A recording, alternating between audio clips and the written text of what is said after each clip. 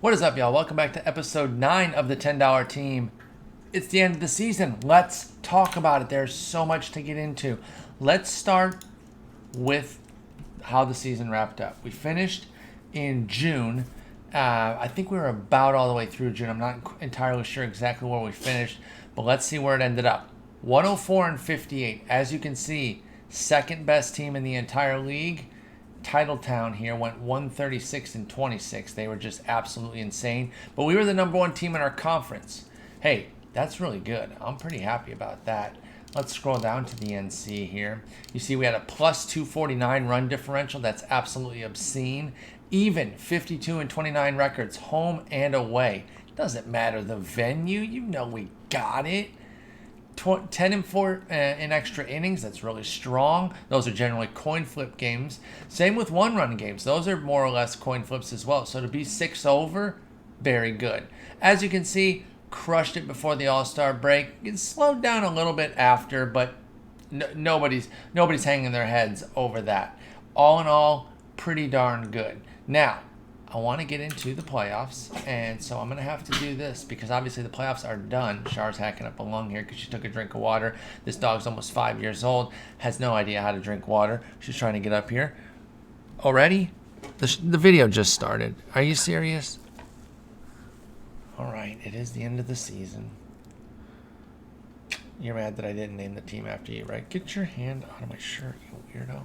This dog is very weird.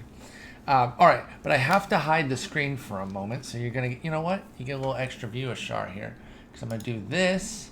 Because the playoffs are over. And I don't want to spoil all of it.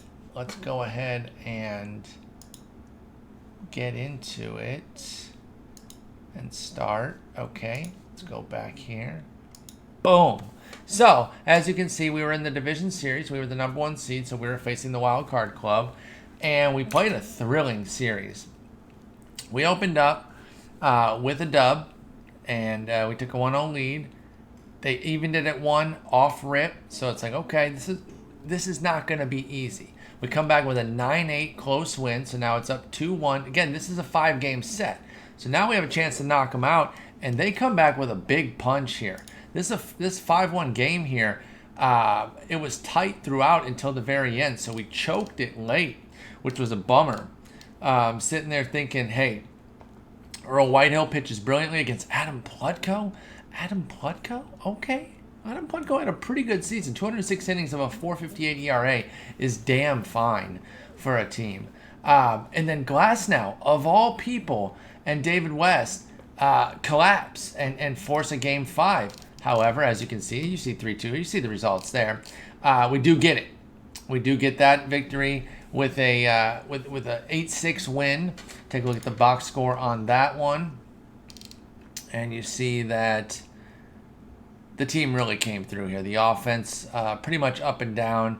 Judge and Ellie, two of our originals though, didn't come through with hits, but everybody else did. Judge had hit well during the series. Ellie not so much at all at any point, but everybody else really did well. JD Martinez hit a triple.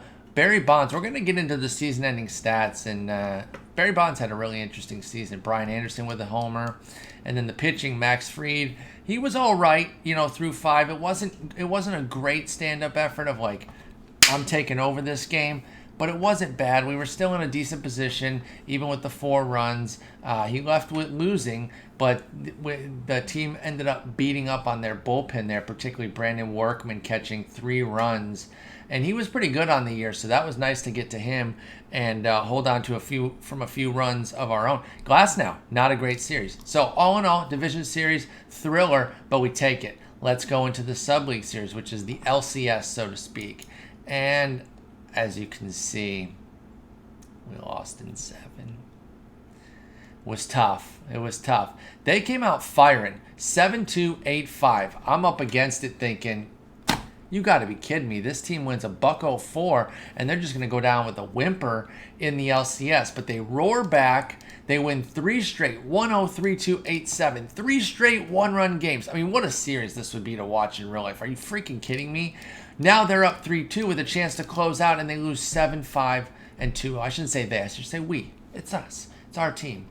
But that's a bummer. That's a real big bummer. That you see these teams pretty evenly matched. Looks like during the I think this is during the season that when we face each other. Actually, let me check. I think this is a way to check. Yes. See, you can see this is the season series. So we were 6-1 against Knoxville. And the reason I wanted to check is because obviously the series was 4-3, and it looks like we lost to them in 7 over the season series and in the playoffs. So New Rochelle gets the best of us. Tough series. You can see here some of the standouts. Actually, you can see everyone's performance. Judge didn't really come through. Craig, who was the MVP of the division series, Alan Craig was the division series MVP. Where do you find that? At the very bottom here. He was the MVP there. Comes up lame in the LCS, unfortunately. So he and Judge weren't doing well. Ellie continued his struggles. Let's see, who were the standouts? BA, of course. Sabo. Bonds wasn't too bad there. Not a big average, but a good OBP and slug. Honestly, the offense as a whole. I got to put this a little bit on the offense. You see only one guy hit over 250. We don't judge everything off batting average, but go off of OBP, and you've only got 2 guys over, a 340 OBP. And we want something that's 350 plus. We want a lot of 350s. And we only got 2 over 340. So that's pretty tough. The pitching, they did their job. I mean, Slowey was a little bit rough. I guess so was Lugo and Maeda. Okay, I guess there was a little bit of... I saw all these zeros here, not realizing that starter, but then reliever, starter, reliever. Glasnow bounced back brilliantly. 13 strikeouts. But, I think both sides wear it. I think if you talk to the team, Maeda, Slowey, going to say, hey, we were 2 of the top guys in the rotation. We need to come correct. Craig was an amazing addition to the ball club. He needs to come through, so he would probably be tough on himself, saying, hey, I should have stepped up, had more hits. Joe Judge, one of our originals, goes 071. It's a small series. So hats off to New Rochelle. Did they win? I actually didn't check. No, they got steamrolled. Oh, by the title town. This team has got to be so dang good. Now, that's a diamond. I mean, hang on. Let's just go look at their team real quick, because you got to be kidding me. And listen, I've said this multiple times in the videos. No shame. It's the Title Town Pack Attack. They're spending stacks on packs.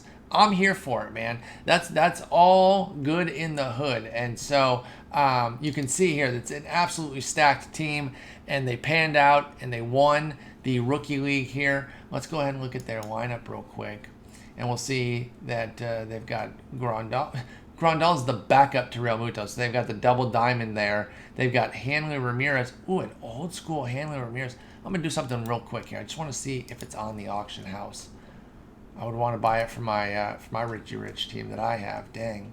Got Joe Morgan, Matt Chapman, Alex Bregman. I mean, they got diamonds up and down. So hats off to them. I would have liked to see if we could have thwarted them. It would have been tough, as stacked as they are. But man, our team really came correct this year. I'm really, really happy with how this turned out. 104-58.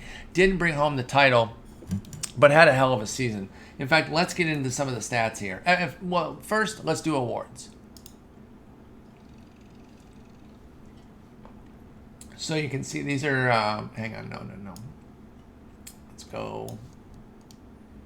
Off-season begins. Okay, AC fielders, we don't care. We're in the NC. Any of our fielders get accolades here? Nope, looks like not. Byron Buxton, how'd Byron Buxton do for them? That's not terrible. Is that like a 3-win season with the defense? 4-win. Okay, I was going to say 4. I should have gone with that gut feeling there. So, nobody on the defensive side really stood out for us. I don't know if I'm terribly surprised by that, but I got to imagine we got a couple of top hitters here. Let's see. They got Piazza, Yastrzemski, Bagwell at second base. The frick? He trained to a 40. How good was he? He played shortstop for 234 innings. He wasn't very good defensively at second, but this is not awful when you consider the bat that you're putting there. So, the Bangkok Tuk-Tuks, what the freak, dude? They got everybody here. They're almost like the Pack Squad. What did they do on the season? They went 84-79. They just stack up hitting and no pitching? Oh, yeah. Oh, what the hell? Dude. Do you know you need pitching to go with your hitting too, right? This is bizarre. This had to have been an experiment of some sort, no? I mean, this is a disgustingly good offense. I thought we'd sneak a guy or two into the silver sticks. Whoops, accidentally clicked that.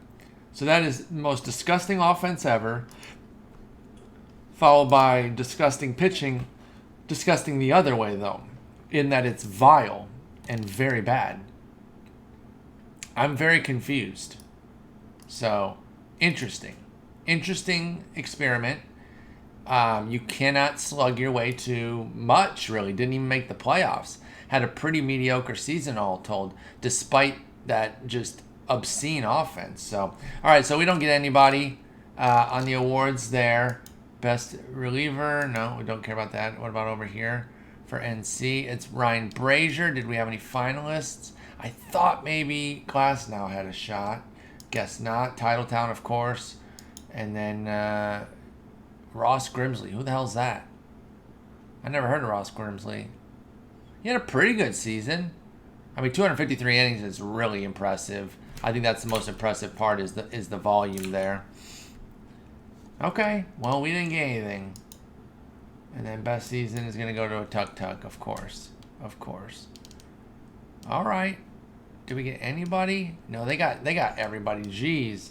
No, we didn't get anybody. Okay, so, you know, we're more of like the everybody does their part team. We had 104 wins and didn't sniff an award. That's kind of impressive. It's a bummer because I want those points. But it's kind of impressive when you think about it. So, season's over. Let's get into the stats. How did everything turn out? Make sure I got regular season selected here. And I like to go by WRC Plus, to be honest. So let me go ahead and customize that. Listen, I work for Fangraphs. We do WRC Plus. Between it and OPS Plus, they're not that different. WRC Plus is found to correlate a little bit better for predictive value, so I couldn't even really detail all the differences. I'm being a company man, as Nate Ravitz and Matthew Berry used to say on their podcast on ESPN. I'm being a company man. I'm a Fangraphs guy. No shade to BREF, who uses OPS Plus. No shade to OOTP, defaulting to OPS Plus. As you can see, they're not even that different. We're talking a point or three, but we're going to use that, and we're going to sort by that, and we're going to see that the wrench. What a pickup. I'm really excited about this pickup. When I mentioned it when I picked him up. I loved the wrench when he played in real MLB, and I picked him up in fantasy in a bunch. And I got to be honest, I messed up not playing him regularly against lefties. We're going to have to change that next season. He's going to have to get a starting role just to see if he can do something. He was playing. Oh, but he had two backups. I think that was impeding his ability to get regular time. I mean, he was getting into games. Oh, they took away my view. I'm going to have to do a customized view. I'm going to set that up for next season. I'm going to get my actual everything I want there because I would like to see win probability added stuff. We'll get into all that. I don't want this video to be 2 hours. It's probably going to be close to 45 minutes. We'll see, actually. We're at 14 right now. Okay, maybe not. But I'm going to set up all of that for next season. It'll be good to go. But let's sort by that. So Craig was our best. He drops a 2-WAR season on us in 62 games. That's pretty damn good, especially for a guy who's not known for defense. Now, every time I click on this, am I going to come back and it's going to be the WRC Plus is going to be taken off? I think. In which case, we're going to have to figure something else out. But he was pretty solid defensively. Hey, we'll take it. He wasn't bad at second base, which is where we started to get him trained a little bit. Only got up to a 2. He played some second base with the Cardinals. That's why I didn't feel a problem putting him there. You see Ellie Rodriguez. That's why his playoffs were so disappointing, because he was so good during the year. It was so frustrating to see him struggle so much. and put up just a 114 average in 50 plate appearances. But that's a tiny sample. That's less than a month. So it can be so flawed. Kelly Johnson got it going. Remember, I think at the last check-in, which was, like I said, mid-June, Kijo had just gotten it going after some rough couple of months there. Didn't really play in July or August. Oh, didn't really play. Honestly, the June month?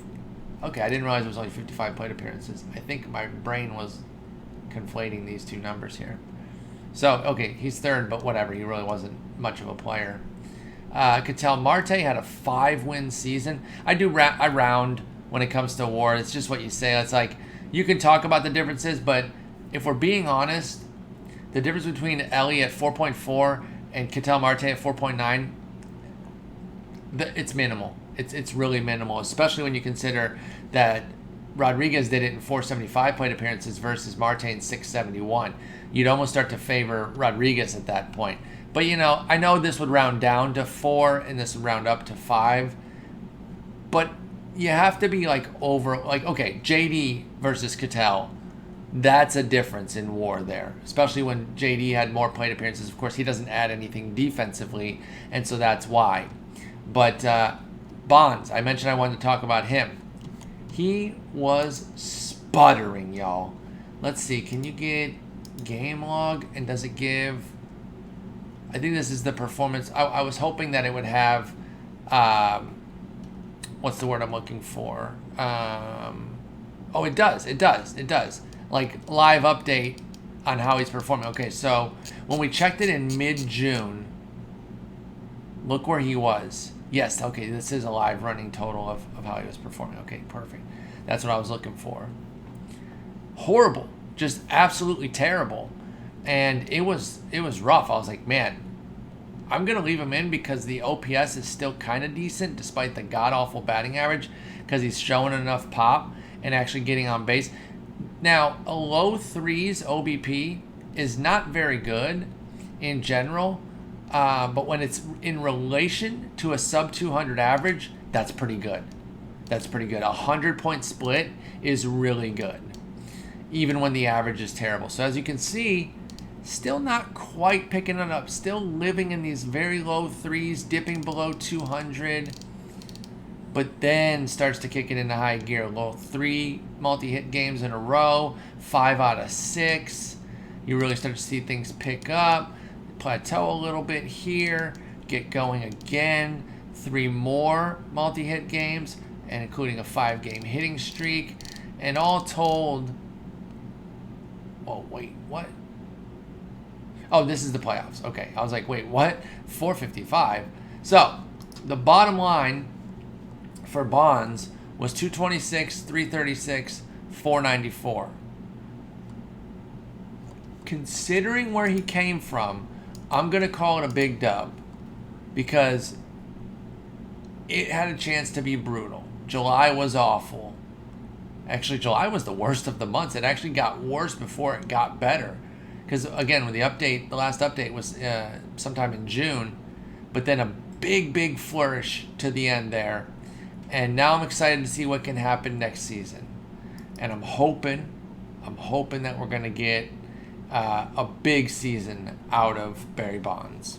Still put up 3.5 WAR. I'm going to take that. Base running's pretty terrible, though. 13 for 24 is freaking horrific. I don't get it, though. I don't, what am I supposed to do? Not send him? When this is flawless, almost. I mean, I know flawless would be straight 100s or whatever. But, there's no reason that should be the success rate. It doesn't make sense. Elsewhere, Joe Judge, he was pretty good. I think he was platooned up. Oh, no, actually, he was pretty balanced. Okay, I had it wrong. Not a bad season, though. One of our originals. Chris Sabo, as you can see, the bat, solid. I'll take a 111 all day because the defense that he's giving to get 4.5 wins with a 111 WRC plus, that means the defense was popping. Boom. Look at that. Look at that. 10.7 zone rating. That is strong. We love to see that out of Chris Sabo. We'll take that all day.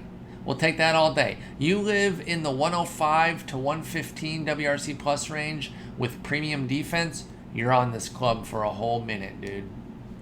BA, I believe, yep, struggled mightily against lefties, which is interesting, of course, because he's a right-hander, and his ratings are better against lefties. It just happens that way sometimes, especially against left-handers, because your samples are smaller, and so they're more prone to volatility. So he winds up with a 2-win season. I still really like him. I think he's on the block to kind of be replaced, though, and be pushed into more of a backup role.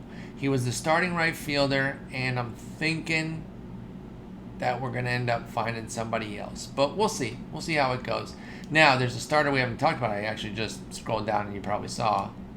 There's a starter we haven't talked about yet, and it's Frankie Crosetti, who I believe, by rating, at 84, is our highest guy. So he was a major disappointment. Now, a 242 BABIP is just brutal. And, you know, the fact that he maintained this excellent OBP meant that he was still not too bad. Like, a 91 is not good. I'm not going to sit here and sugarcoat it. But he put up 4 wins because he still got on base and played defense. And so even in a season that was objectively bad for the expectations that we had, the defense was so strong at the most important position, and the OBP is still pretty dang good at 343, that the season ended up being all right. And he's going to come back next year, and he's still going to be the starting shortstop, and I would not be at all surprised if this BABIP smooths out and even comes up to like 280 or better, and he ends up being one of our best players with like a 5+ win season because that defense is so stout. So Frankie's not going anywhere. We're not going to overreact to one bad season. Against lefties, he was absolutely dreadful as far as hitting goes, but a 340 OBP because he walked more than he struck out. I got to imagine his verse lefty BABIP was just aggressively, stupidly, ridiculously bad. First lefty, where's BABIP? 188. Like, that's insane. That's insane. And again, smaller samples, 156 plate appearances, leaves you prone to volatility. Tommy Edman, perfectly solid, bouncing around the diamond, being himself. Miles Straw, quietly bouncing around a bit himself, doing his thing. Had no qualms with what he was doing. He was a little bit of a speedster only type of fill-in. 72 plate appearances. Didn't hurt the ball club at all. But Sednick was a big disappointment. And I'll admit, I gave up early because I had high hopes for this player. I kind of let some community stuff, and this is not me like shirking blame or shirking responsibility and placing blame because some folks in the community said it was a good card. I bought it because I was like, hey, I trust what these people say. I've used Scott Besednik cards in the past. I wanted it to be good, but when it wasn't instantly, I gave up pretty quickly. So I wonder if I just give this card a full season, can the numbers smooth out and we can see some greatness. I've used it a bunch in some tournaments. I have it on the main account too, my stream team. And he's been up and down. Some tournaments, awful, and I've been railing on him on stream. Like, people tell me this card was good. I hate this card. I don't hate it. I keep wanting it to be good. If I hated it, I would have sold it. But I don't hate this card. I want it to be good. So he's going to stick around. He's probably going to get a more accelerated role. The thing of it is, I want to start Craig. And that's probably going to be at first base. So I think Judge might find himself in a backup role. And then Petsenik's going to play left, and we're going to get a new right fielder, I think. So we'll see. So that's how the offense turned out. Roberto Perez was terrible as a backup catcher, but Ellie was so good that it didn't matter. Perez, we could maybe find a new backup catcher, but he played defense, and that's all I really wanted. It was 188 plate appearances. It was a dud, but I don't really care. We can maybe make it better, but he had a 50% caught stealing rate. That's disgustingly good. And like you saw here, 58 WRC plus is awful, and he still had positive WAR. That's because the defense was so good. The Michael Lorenzen gambit doesn't seem to work that well, or didn't seem to work that well this year. Maybe it works in other sims. But he was pitching well, so he's not going anywhere. Speaking of pitching, let's transition over there and look at the ball club from that angle. A lot of things held up from what we saw last update, where Fried, despite being, I mean, he's in the number one slot. That doesn't mean he's the ace. I think he just has the highest rating. Yeah, he's an 80, and all the rest are... No, Maeda actually has the highest rating. Pardon me. So he would technically have been the ace. But, you know, just because he's in that one slot, or even if he's in that two slot, that doesn't mean that he has to be the best, or else there's trouble. He did have a little bit of a higher FIP, though. That's fielding independent pitching. And what that does is it takes your base skills, your strikeouts, your walks, and your homers, and gives you like an ERA based on how you did there with those skills, and tries to alleviate some of the luck, both good and bad luck. You know, if you had a really high BABIP or an exorbitant home run rate that maybe wasn't, you know, a lot of home run rate is going to be your fault, but it can get kind of fluky where it's like, okay, 30% of your fly balls left the yard, like that's not going to really happen normally. Or a BABIP that's like too crazy low, you know, you have like a 210 BABIP, and it's like, okay, you're not going to maintain that, or you're not going to maintain a 400 on the negative side. So it tries to smooth that out and give you a number. So 470, that's not so good. We need him to improve a little bit. The strikeouts and walks, neither was particularly good. So it's not a great combo. 143 whip. He could be replaced. Kenta Maeda, outran his numbers. 375 versus a 429. Even the 429 though is not bad. Like, you get 204 innings of a 4.29 ERA. That's going to keep you in a lot of games. I mean, that's better than 6 innings, 3 runs, which is a baseline quality start at 4.50 ERA. Sorry, I need to put you up. I can't just sit here with my legs like just squinched together. Can you say goodbye to the people? Bye, y'all. Dad's making me go back on the couch. He's a jerk. You're so cute. All right, sorry, y'all. I'm just sitting here like perfectly still so that she doesn't, have any discomfort, but you got a whole couch to work with. Anyway, let's get back into this. So I'm so geeked on this Kevin Slovey season, y'all. I was a huge Kevin Slovey fan. That's why I scooped this card. Couldn't wait to get it. I talked about it when I got him. He leads the league in wins and whip. He puts up a 4-win season. This is the season I was drafting him for, from like 2008 through 2011 in real life, hoping that he would come through. Hoping that his, strikeout and walk rate would parlay into big performance. Like, he doesn't have a great strikeout rate. He didn't in real life either, but he didn't walk anybody. And so you see almost a 5 strikeout to walk ratio, which is excellent. And, he defeated his numbers by a good bit, 3.09 ERA, 4.02 FIP.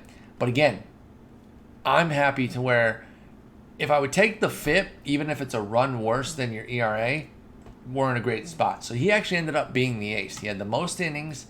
He pitched brilliantly. The team supported him with the 21 wins. Kevin Slovey, baby. I have a Kevin Slovey jersey. I'm really actually mad at myself for not wearing it.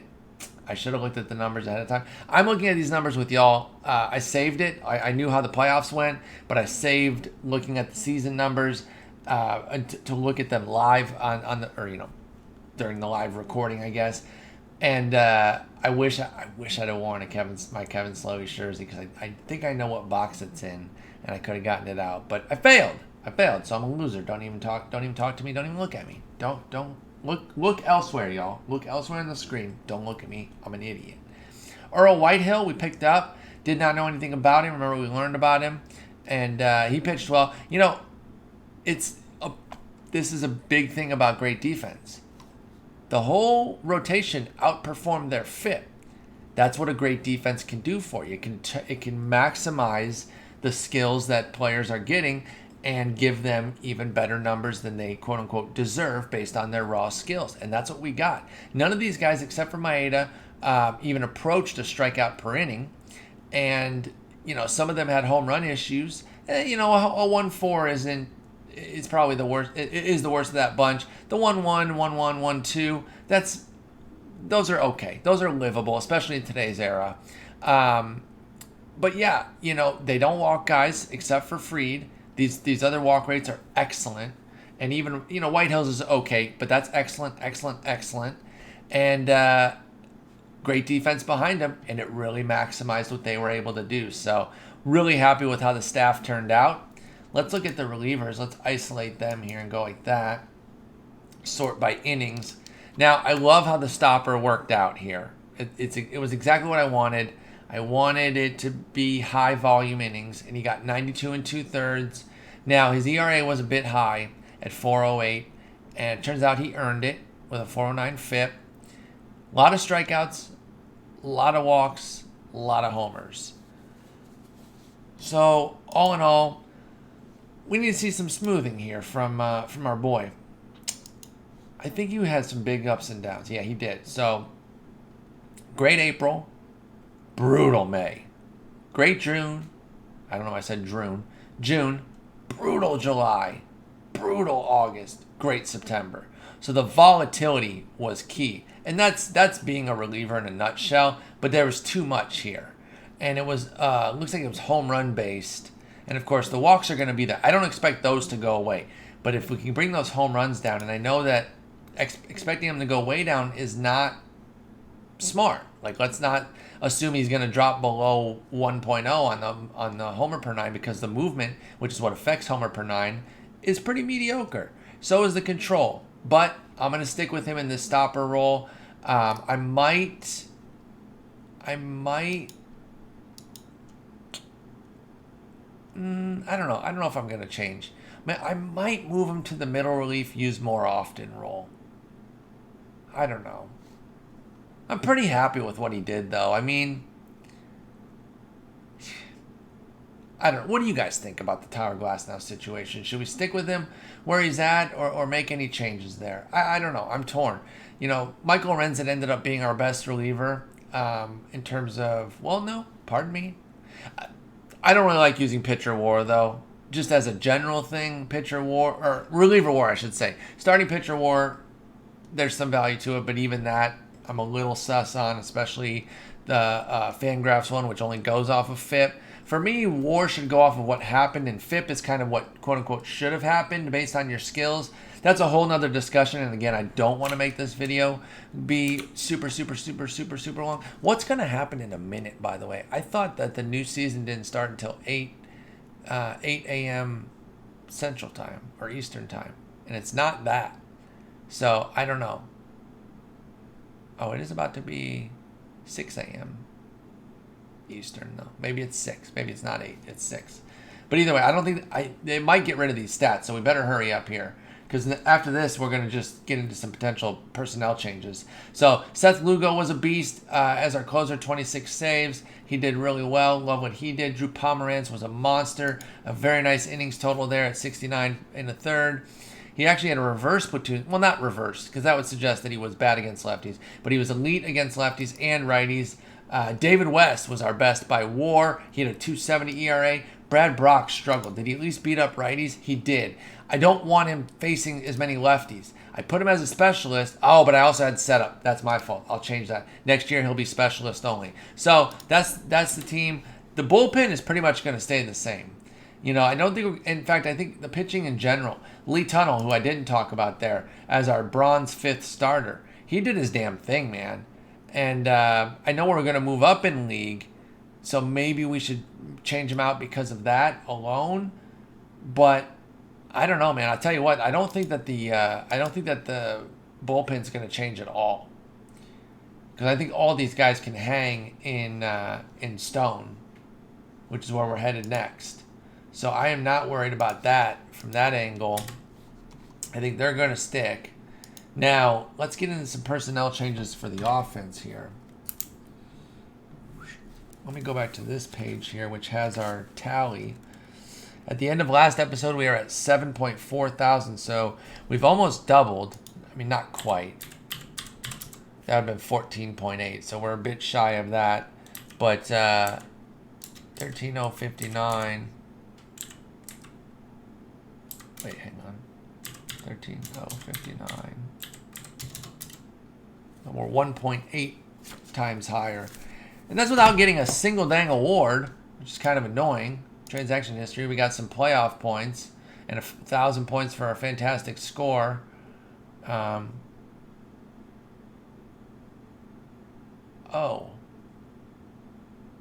Whoops. So I made some moves. I was on the wrong account, folks. That's embarrassing. These are supposed to be on a different account. So I bought some players that were supposed to be on the main account. And that explains why I couldn't find these. But I wasted a bunch of our points. And I'm sorry. I wasted 500, 400, 450, and 125. 1475. Which means we would have been about 2x what we were last time. Well, I'm an idiot. I'm a giant idiot. And this is what happens when you're bouncing between different accounts and stuff. Well, let's at least look at these players and see if they're going to be part of the squad at all. They're probably in the inactive role here. I'm embarrassed by that, and I'm sorry. But I'm going to own it. I'm not going to hide from it. I mean, I can't. You guys are seeing it, so it is what it is. I tell you what, we might just sell them back, though. And obviously, I can't sell them to my other account. But we'll see if we want to keep any of them. I mostly bought them for tournaments. But maybe Max takes over for Lee Tunnel. Max Serkant. He's pretty nice. Now, the movement could be a big issue, but the stuff is nice. But the meat hook, I don't know, man. His defense sucks. I have a Cincinnati Reds meat hook. I wanted to get the Tigers one because I'm a Tigers fan. We have a DH already in JD. It just doesn't make sense to keep him. So, what did I pay for him? Hang on. I'm sorry, y'all. I'm an idiot. So, Young, Jeter, and Relaford. Yeah, I've been on a silver spree for the main account. So, Serkant is going to stay. 450 for Young, Jeter. I heard it was a pretty decent tourney card for bronze-only tourneys. And then Relaford was 400. Maybe we can actually flip them. You know, if we could actually make some points on it, maybe we can turn this into a positive. So let's see what the meat hook's going for right now. He's out here at 301/750. 463 average. We got him for 450. I'll tell you what. I think we can put him at 450. 690. I think we can get this sold. So, I mean, if it only goes for the starting bid, we pay tax. For a mess up to only pay tax, not the end of the world. I'm not going to list it. I'm not going to do the starting bid higher than that. But I think this could actually get bought. So we'll do that. And then for Relaford, what's he doing? I know it'd be cheesy because then you could cheat, but I just wish there was a way that like it could be coded that if you were selling something to your own account at or higher than the price that you bought it, that you could do it. Because, you know, I'd love to put these cards on that account, but I messed up. It's my fault. Let's see. This one we're going to put at... Are there any active missions? Nah, he'd be a lot more. We're going to put him at 380 and 550. Actually, you know what? 540 and see if that works. And again, if it comes through and it's, you know, at the bid now price, or at the starting price, we get 342 on the 400. I eat 58 for a mistake. That's fine. That's fine. We can deal. Let's see what Jeter's going for. So this one's at 90, and dang, what did I pay? Oh, 125. That's fine. It's probably going to go up. Well, it depends how many people are up right now bidding. And then, in fact, I'd actually like to see that one out. I'm going to do this one offline, folks. I'm going to follow this to see where it goes and then make that sale. But we should be able to get our money back on that. Obviously, Jeter's a popular name. LOL. Accurate. Dang, I wish that card was on my main account, though. I would use him as like a second baseman in silver, or in a bronze-only series. Anyway, let's get into the personnel. Chopping block. You know what? I got an idea. Let's see here. This is 41 minutes. Let's wrap this. Let's make a second video. You'll get this one. If you're waking up anytime after like 5:30 a.m. Central, you're going to have this video. And then you're going to have another one like an hour later. So I'm going to post this. We're going to end this here. This is putting the stamp on 2022. We had a hell of a season. I'm really happy with this $10 ball club first year. Playoffs didn't turn out as expected, but a lot of positive stuff. We're going to come back next video, episode 10. We're going to get into the personnel moves for the following season. And I wish I could find my blue pen for the uniformity of keeping the tallies up here, but I can't. And so I'm gonna have to put it in black ink. 13K. All right, so thank you guys so much for watching. This is the long one. This is the season wrap up, and then we'll have the 2023 personnel moves and setup for the following season. All right, take care.